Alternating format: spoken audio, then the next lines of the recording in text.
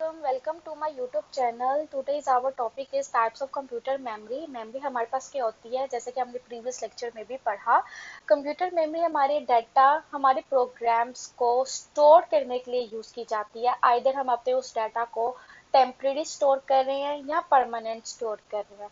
अब computer memory को दो कैटेगरीज में क्या किया गया, डिवाइड किया गया है।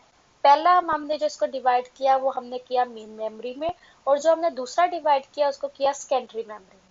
मेन मेमोरी जो है उसको अदर फर्दर डिवाइड किया गया तीन कैटेगरीज में, जैसे कि आप डायग्राम्स में देख सकते हैं। तीन कैटेगरीज में डिवाइड किया गया। पहला हमने किस पे डिवाइड किया, इंटरनल प्रोसेसर मेमोरी में, and then RAM and then ROM. इसको हम डिटेल में पढ़ेंगे। अब हम पढ़ते हैं अपने मेन मेमोरी की तरफ। मेन मेमोरी हमारे पास क्या होती है, main memory also called primary memory. Main memory को हम प्राइमरी मेमोरी भी कहते हैं और इंटरनल मेमोरी भी कहते हैं।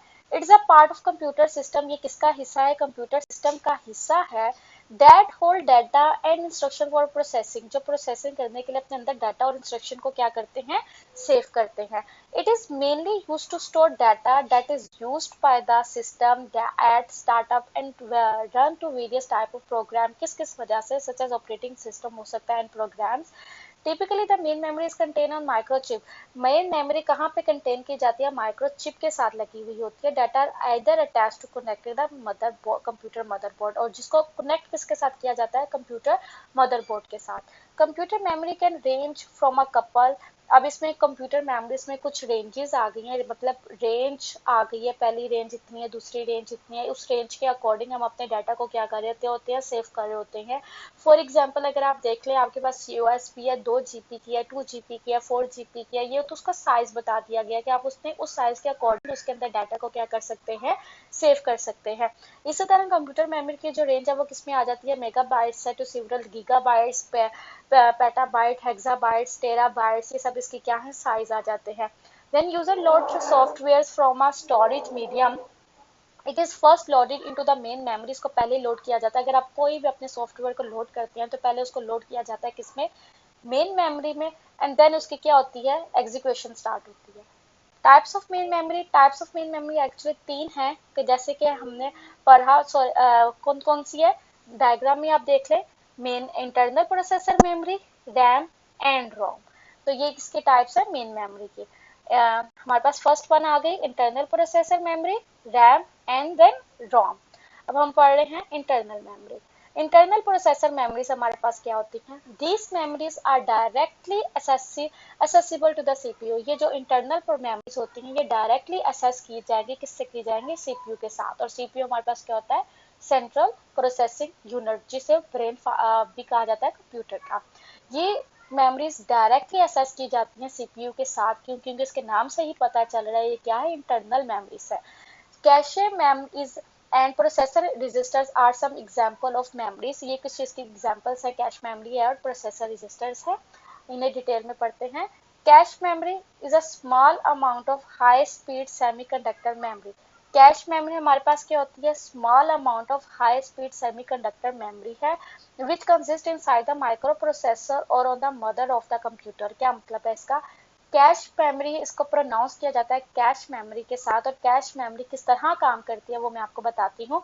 कैश मेमोरी अपने अंदर कुछ टाइम के लिए अपने अंदर डाटा को क्या कर रही होती है, सेव कर रही होती है। स्पेसिफिक टाइम के लिए अपने डाटा को अपने अंदर क्या करती है, स्टोर करती है। उसके बाद वो डाटा को मेन मेमोरी में बेच देती है। अब क्या मतलब है, फॉर एग्जाम्पल आप सबने वर्ड पे काम किया, आपने उस फाइल को सेव कर लिया, और जब वो आपने फाइल को सेव किया वो टेम्परेरी जाकर किसमें सेव हो जाएगी, कैश मेमोरी में जाके सेव हो जाएगी।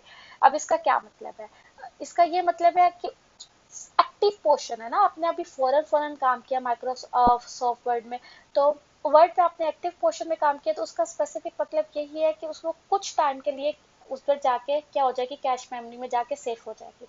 आपको याद आया फौरन उसके बाद कि वाह मैंने तो उसके अंदर कुछ चीज ऐड नहीं की अपनी उस फाइल के अंदर, तो वो जब आप रिकॉल करते हैं उस फाइल को तो वो डायरेक्टली कहाँ से जाके पकड़ता है, कैश मेमोरी से जाके फौरन वो अपने डाटा को आपके सामने पिक कर लेता है डाटा को। ठीक हो गया।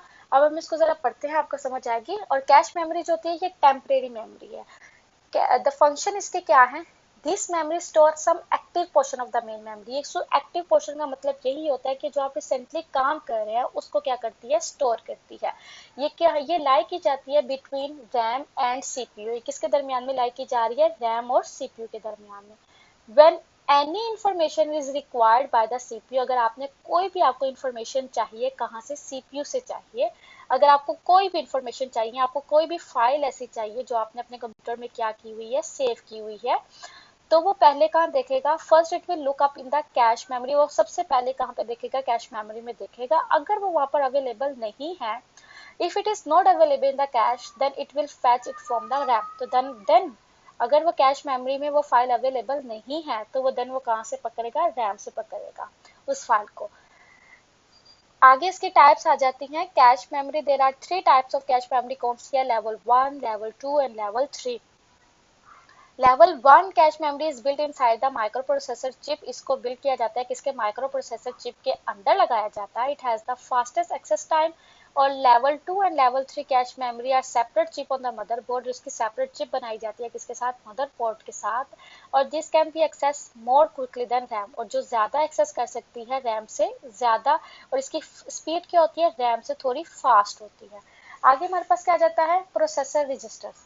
प्रोसेसर रजिस्टर्स हमारे पास क्या होते हैं, हमारे कंप्यूटर में बहुत ज़्यादा रजिस्टर्स आए हैं और हर रजिस्टर्स का अपना अपना काम है। और वो अपना अपना काम हर रजिस्टर क्या करता है, परफॉर्म करता है।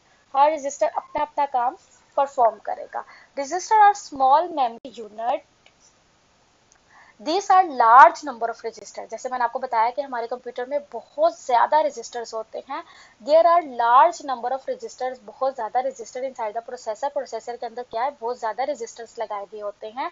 अब उनका काम क्या है, their function is to temporary store binary information. जो अपने अंदर क्या करते हैं, इन्फॉर्मेशन को टेम्परेरी स्टोर करते हैं and pass it on the other part of the processor.